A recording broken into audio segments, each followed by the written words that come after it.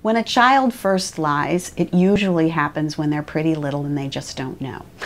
So they think that they can just pass that off because they still have some confusion around reality and fantasy. So we give them a little bit of a pass right at the beginning. And then we start to hold them accountable. And as they get older, especially into those preteen years, when we know that we've got to trust what comes out of their mouth in order to let them be teenagers. So you want to be a teenager, you're going to have to be honest with me.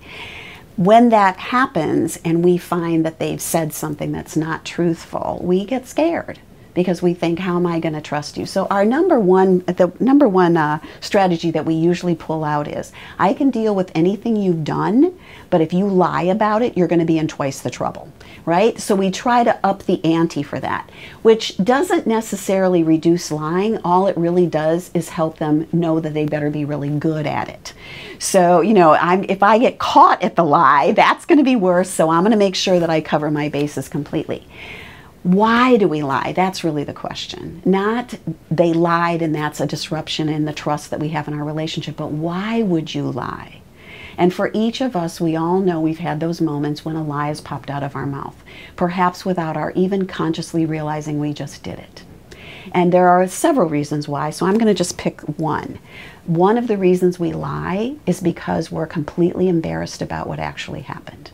I can't face the dismantling of myself in front of you because you will see me as less than who I want to be, and that's too much of a hardship on me.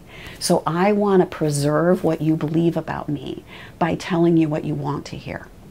And so I'm going to hold back what actually happened.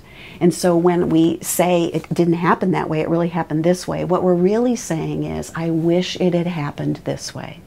So as a parent, what we can do when we catch them in that lie is to say, it seems like if you had it to do over again, you would go back and choose differently.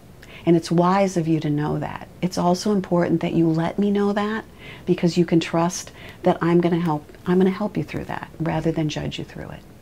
But then we've got to mean it. We've got to help them through. That must have felt so horrible that you didn't even want me to know it. So how might you do it differently the next time? We've got to bring that instead of, what were you thinking? So decide, do you want your kids to tell you the truth?